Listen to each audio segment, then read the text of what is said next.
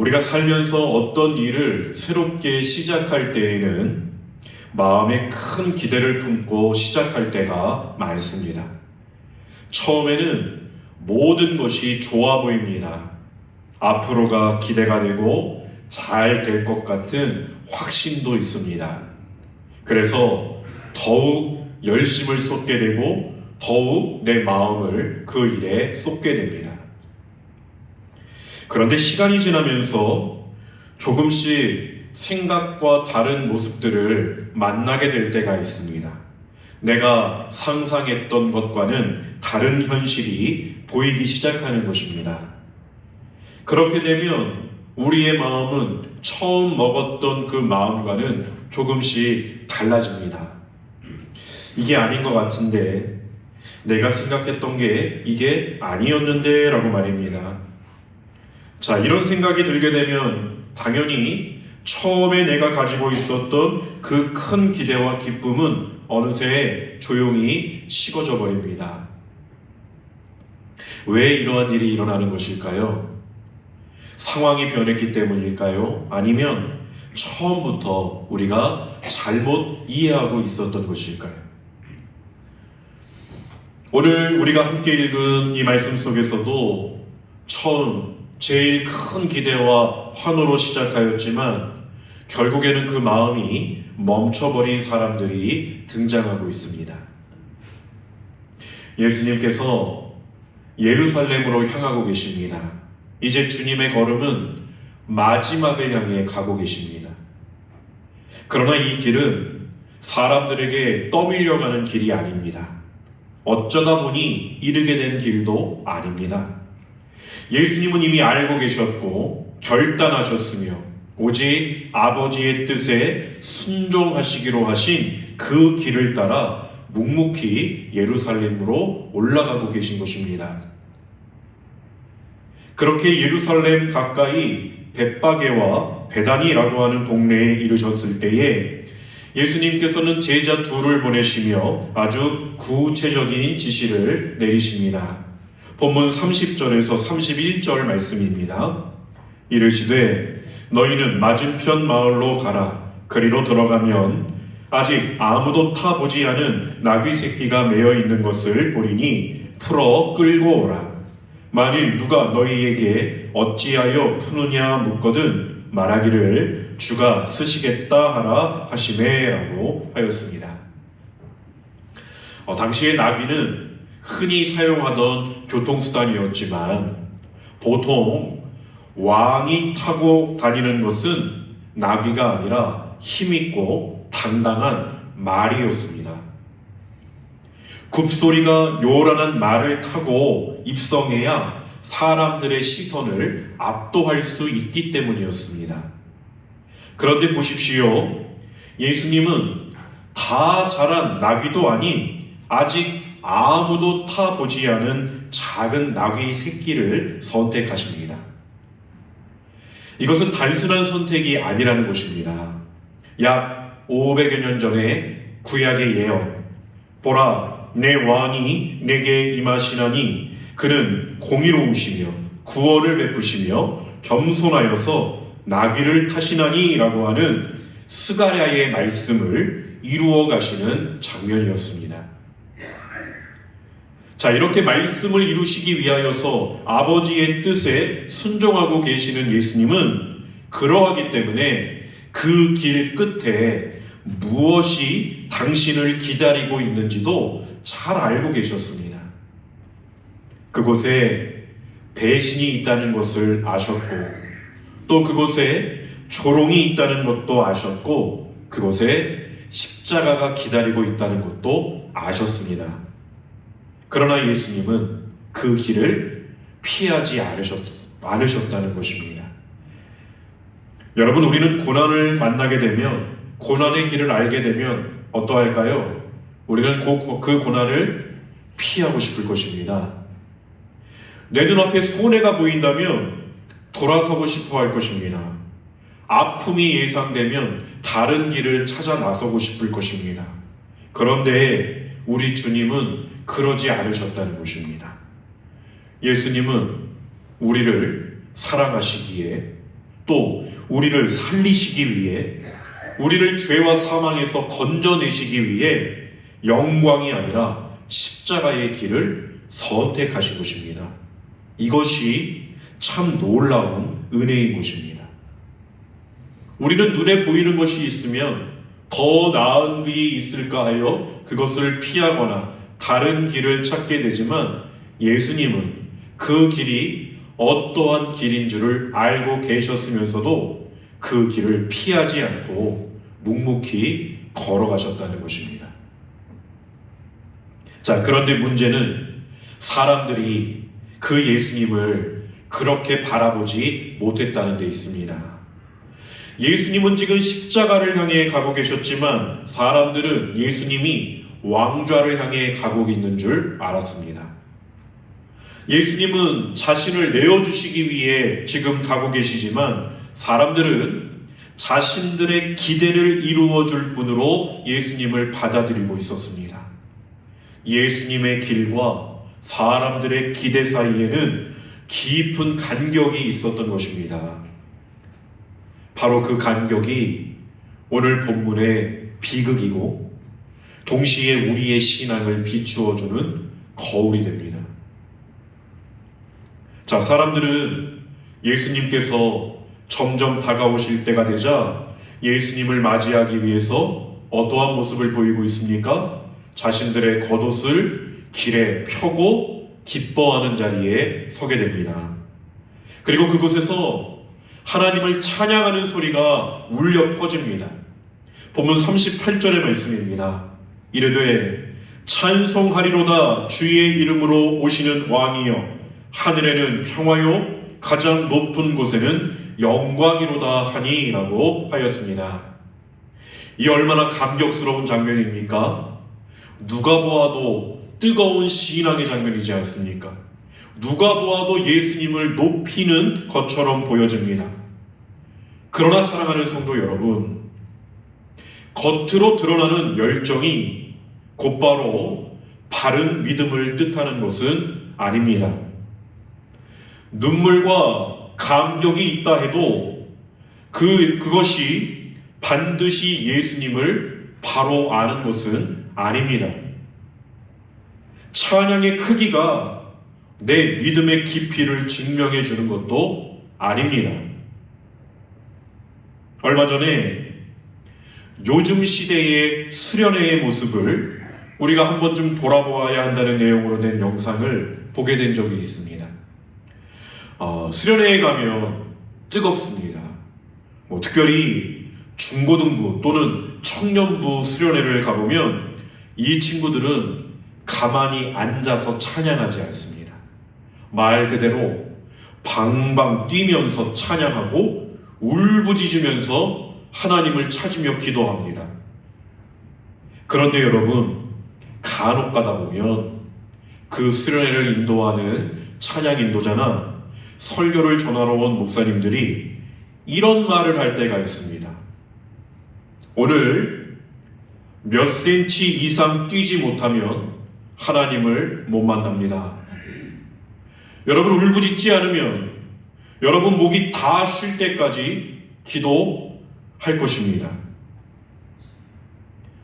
다 그런 것은 아니라고 말씀드렸습니다. 그런데 간혹 이런 모습이 보여지는 수련회가 있다면 여러분, 이것은 믿음일까요? 내 만족일까요? 여러분 어떻게 생각하십니까? 만약 30cm 이상으로 뛰어야 구원받는다고 하면 우린 다 실패자입니다. 못 뛰시겠죠? 네, 맞습니다. 우리의 목이 하나님 앞에 늘 허스하게 되어 있지 않으면 우리의 기도는 다 잘못된 것일 것입니다. 그게 맞는 것입니까? 무엇이 믿음일까요? 오늘 우리는 이것을 정확하게 바라보아야 한다는 것입니다. 오늘 누가복음은 예수님 앞에 나온 이 무리들이 왜 그렇게 예수님을 향해 기뻐하였는지를 이렇게 설명하고 있습니다. 본문 37절 말씀에 보면 제자들의 온 무리가, 그 다음이 중요합니다, 자기들이 본 바 자기들이 본 바 모든 능한 일로 인하여 기뻐하며 라고 하였습니다. 다시 말하면 그들의 환호는 예수님이 지금 누구신지를 바르게 알았기 때문에 나오는 것이 아니라 예수님을 통해 자기들이 무엇을 기대하고 있었는가에서 나온 환호성이었다는 것입니다. 그들은 예수님 안에서 기적을 보았습니다. 능력을 보았습니다. 문제 해결의 가능성도 보았습니다. 로마의 압제 아래 신음하던 이들은 예수님을 정치적 해방자로 기대했을지 모릅니다. 삶이 눌리고 흔들리고 있었던 사람들은 예수님을 내 현실의 고통을 단번에 바꾸어줄 왕으로 기대하고 있었을지도 모릅니다. 그래서 그들은 예수님을 환영했습니다. 그러나 그 환영 속에는 치명적인 오해가 들어 있었습니다. 그들은 예수님을 사랑한 것이 아니라 자기 기대에 맞는 예수님을 환영한 것이었습니다. 그들은 예수님을 믿은 것이 아니라 자기 소망을 이루어질 예수님을 붙든 것 뿐이었습니다. 이것이 왜 중요합니까? 바로 여기서 오늘 설교 제목의 질문이 풀리기 시작하기 때문입니다. 그 환호성은 왜 멈추었는가? 답은 아주 분명합니다. 그들의 환호가 예수님에 대한 바른 이해 위에 세워진 것이 아니라 자기 기대 위에 세워진 것이었기 때문입니다. 기대는 꺾이면 사라집니다. 오해는 드러나면 무너집니다. 종료주일에 호산나를 외치던 무리가 금요일이 되면 십자가에 못 박으라고 외치는 것은 단순한 그들의 변심이나 감정의 배신만이 아니었습니다. 그것은 기대가 무너진 자리에서 나오는 분노였습니다. 자신들이 원했던 왕이 아니었다는 것입니다. 자신들이 바랬던 방식으로 움직여주는 메시아가 아니었다는 것입니다. 그러니 그들의 환호가 멈춘 것은 이상한 일이 아닙니다. 처음부터 그 환호가 예수님을 바르게 아는 데서 나온 것이 아니었기 때문입니다. 그리고 이 지점에서 우리는 더 이상 이 무리를 멀리서 바라볼 수 없습니다. 그들의 이야기는 곧 오늘 우리의 이야기이기도 하기 때문입니다. 여러분, 우리도 종종 우리가 원하는 예수님을 따르게 됩니다. 문제를 해결해 주시는 하나님, 내게 복을 주시는 예수님, 내 편이 되어주시는 주님, 내가 기도한 방향대로 움직여주시는 예수님을 기대합니다. 주님께 기대를 품는 것은 잘못된 것이 아닙니다. 주님께 소망을 두는 것은 너무나도 귀한 일입니다. 우리는 반드시 그렇게 해야 합니다.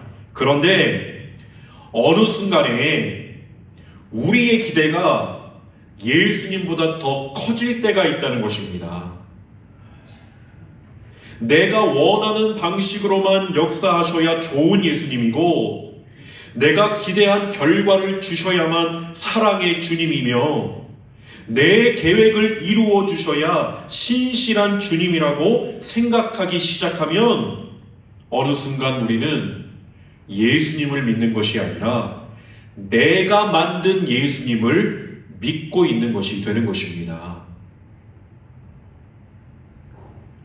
삶이 우리가 기도한 대로 흘러가지 않을 때, 오랫동안 기도했는데도 응답이 보이지 않을 때, 열심히 신앙생활했는데 오히려 더 큰 어려움이 찾아올 때, 착하게 살아가려고 했는데 억울한 일을 당할 때, 우리 안에서는 이런 질문이 올라오지 않습니까? 하나님 어디 계십니까? 왜 저를 이렇게 내버려 두십니까? 처음에는 질문이었던 것이 어느새 하나님께 대한 서운함이 되고, 그 서운함은 원망으로 바뀌기도 합니다. 하나님, 내가 이렇게 믿었는데 왜 이러십니까? 오늘 무리들이 예수님께 실망하게 되었던 것처럼 우리도 하나님이 우리의 기대대로 움직여 주시지 않을 때 조용히 우리의 환호도 식어간다는 것입니다. 기도는 점점 줄어들고 찬양은 입술에서 힘을 잃어버리고 예배는 습관처럼 남게 됩니다. 겉으로는 교회 안에 있지만 마음은 주님과 너무나도 멀어져 있을 수 있습니다. 입으로는 하나님의 뜻대로라고 말하고 있지만 내 마음 깊은 곳에서는 그래도 내 뜻대로 해주셔야 합니다라는 것을 놓지 못하고 있을 때도 있습니다. 사랑하는 성도 여러분, 우리는 왜 이렇게 쉽게 예수님께 돌아서는 것일까요? 왜 그렇게 쉽게 우리의 마음은 예수님께로부터 식어버리는 것일까요? 왜 그렇게 쉽게 우리는 예수님께 실망하는 것일까요? 예수님이 무엇을 하셨기에, 예수님이 우리에게 어떤 악한 일을 하셨기에, 나에게 부당한 모습을 보여주셨기에 왜 그렇게 우리는 무엇만 하면 예수님께 실망하고 예수님을 버리고 예수님께로 멀어지는 자리에 서는 것일까요? 예수님이 무엇을 하셨기에? 정작 예수님은 가만히 계시는데, 변하지 않고 계시는데 우리가 계속해서 예수님을 흔들려고 하고 있는 것은 아닙니까? 결국 그 뿌리에는 예수님에 대한 깊은 오해가 자리하고 있다는 것입니다. 예수님은 나를 편하게만 해주시는 분이 아닙니다. 예수님은 나를 위해 십자가를 지신 구원자이십니다. 그렇기 때문에 예수님은 내 뜻을 이루어 주시는 분이시기 전에 나를 하나님의 뜻으로 이끄시는 주님이시라는 것입니다. 여러분, 반드시 우리가 이것을 기억해야 합니다. 예수님은 나를 구원해 주시는 분이시지만 그것이 내가 원하는 것을 이루어 주시는 그런 자리로만 나아가는 것이 아니라 제일 먼저, 제일 우선은 나를 하나님의 뜻대로 이끌어 가시는 주님이시라는 것입니다. 예수님은 나를 높여주시기 이전에 나를 부인하고 십자가를 지는 제자의 길로 부르시는 주님이십니다. 우리를 제자로 부르셨단 말입니다. 그래서 문제는 우리가 예수님이 자기를 부인하고 자기 십자가를 지라고 말씀하시면 불편해진다는 것입니다. 그리스도를 따르는 것이 주일 예배에 참여하는 정도만을 요구할 때에는 기꺼이 따를 수 있습니다. 그러나 그리스도를 따른다는 것이 나의 편안함을 내려놓으라고 요구할 때, 나의 명성을 내려놓으라고 할 때, 내 계산과 자존심과 안전을 내려놓고 순종하라고 말씀하실 때 우리는 흔들립니다. 하나님이 내가 그려놓은 각본대로 움직여주시지 않을 때, 내가 원하는 하나님이 아닐 때 우리는 얼마나 쉽게 그분을 원망하는지 모릅니다. 그러나 놀라운 사실은 여러분, 이렇게 우리가, 그리고 오늘 말씀에 나오는 이 무리들이 자기의 기대와 욕망에 사로잡혀 예수님을 오해하고 그 기대가 무너지자 실망하고 원망하였던 바로 그 순간에도 예수님은 그런 사람들을 향해 여전히 묵묵히 당신의 그 길을 걸어가고 계셨다는 사실입니다.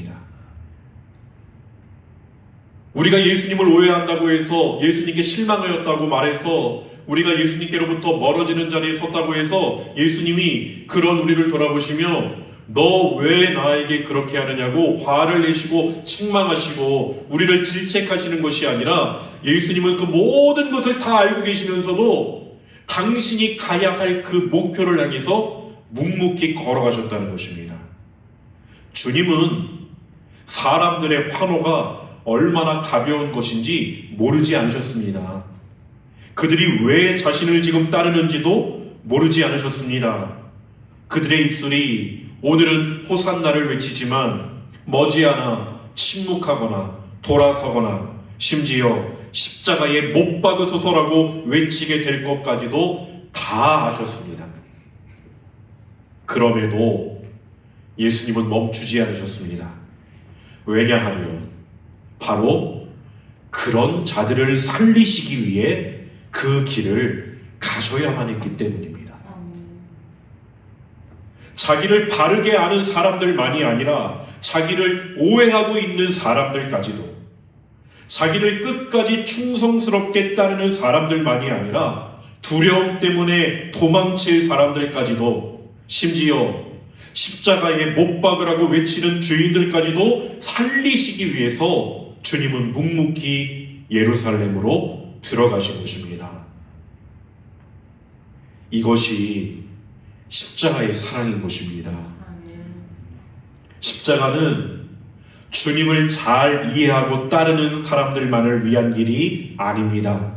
오히려 주님을 오해하고 자기 욕망으로 주님을 재단하고 자기 뜻이 무너지면 쉽게 실망하고 원망하는 바로 그런 죄인들을 위한 길입니다. 그리고 그런 죄인은 다름 아니라 바로 저와 여러분이지 않습니까?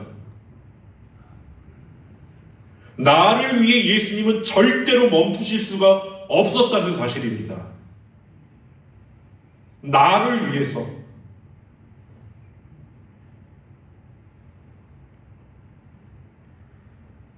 이때의 무리에 있었던 바리새인들이 어떠한 모습을 보이고 있습니까? 예수님을 향해, 예수님, 저렇게 환호하고 있는 제자들을 좀 꾸짖으셔야 하는 것 아닙니까? 이렇게 말합니다. 바리새인들은 아예 예수님을 노골적으로 거부한 자들입니다. 군중은 예수님을 환영했지만 오해 속에서 환영했습니다. 한쪽은 노골적인 거부이고 다른 한쪽은 열정적인 오해입니다. 겉으로 보기에는 전혀 다르지만 둘 다 예수님을 있는 그대로 알지 못했다는 점에서는 같습니다. 한쪽은 예수님을 밀어내고 있고 다른 한쪽은 자기 기대 안에 예수님을 가두어 놓았기 때문입니다. 어느 한 사람도 예수님을 제대로 발견하는 사람이 없었습니다. 예수님이 누구인지, 예수님이 무엇을 하기 위해 이 땅에 오셨는지 아무도 제대로 알고 있지 못했습니다. 그렇다면 우리 같으면 어떻게 하겠습니까? 아니 이렇게 몰라? 아니 다 필요 없어. 다시 하늘로 올라가야 되겠다. 이런 마음 들지 않았겠습니까? 예수님 그러지 않으셨다는 것입니다. 우리가 어떻게 하든지, 우리가 예수님을 어떻게 바라보고 있든지 예수님은 개의치 않으시고 하나님께서 맡겨주신 그 사명, 이 세상을 구원하기 위한 그 마지막 여정을, 그것이 훗날 예수를 믿고 고백하는 모든 이들의 죄를 사할 것이고 그것으로 말미암아 모든 이들이 주님을 높여 찬양할 그 날을 바라보며 예수님은 누가 뭐라고 하든 오해를 받고 있든 아무것도 개의치 않으시고 그 길을 걸어가셨던 것입니다. 여러분, 우리는 이 장면을 보면 날마다 감격할 수밖에 없어야 합니다. 날마다 눈물 흘릴 수밖에 없어야 합니다. 오늘 말씀 준비하면서 제가 하나님께 감사했던 것은 여전히 이 말씀을 들을 때에 마음이 북받쳐 오르게 하신다는 것입니다. 내가 이런 구원을 받았구나. 예수님이 나에게 이런 분이구나. 우리가 이것을 너무 모르고 살아갈 때가 많다는 것입니다. 예수님을 바로 알아야 하지 않겠습니까? 도대체 예수님은 여러분에게 어떤 분이십니까? 왜 그렇게 쉽게 예수님께로 멀어져 가십니까? 예수님의 뜻이 무엇인지 정말로 알고 그분께 간절히 매달리고 싶었던 적은 언제이십니까? 나뿐만이 아니라 내 가정, 내 부모, 내 자녀, 하나님을 알게 하기 위해서 이 귀한 나를 구원하신 이 십자가 복음을 그들도 깨닫게 하기 위하여서 언제 그렇게 뜨겁게 기도하셨습니까? 포기하셨습니까? 될 대로 되라지. 하나님이 마지막에 구원해 주시면 되지 뭐. 여러분, 하나님은 그런 하나님이시기도 하지만 오늘 나의 시간과 오늘 나의 선택을 매우 중요하게 여기시고 그렇게 하나님의 뜻을 따라 한 걸음 한 걸음 결단해 나가는 우리를 기뻐하시고 사랑하시는 분이십니다. 그 주님을 우리가 어떻게 오해할 수가 있겠습니까? 지금까지 내 삶을 인도해 오셨고 때로는 내 뜻대로 되지 않아 직장도 가정도 내가 원하는 대로 풀리지 않아 전전긍긍하고 하나님께 매달리고 그렇게 하나님께 응답받으며 이 자리까지 왔는데 잠시 잠깐 다시 한번 내 삶이 좀 힘들어진다고 해서 어떻게 하나님을 원망하고 하나님을 실망하며 하나님께로 멀어질 수 있습니까? 내 삶이 이것이 다가 아니지 않습니까? 이 고난 끝에 또 하나님께서 나에게 발견하게 하시는 하나님의 은혜가 준비되어 있다는 것을 우리는 왜 알지 못합니까? 그것이 오늘 우리를 이 자리에 서게 하신 것인데 그래서 여러분 예배가 중요한 것입니다. 여러분의 예배하는 모습이 주님을 사랑하는지 주님을 정말로 주님으로 믿고 있는지 드러난다는 것입니다. 주님은 그렇게 우리의 마음을 보시고 우리의 태도를 보시는 것입니다.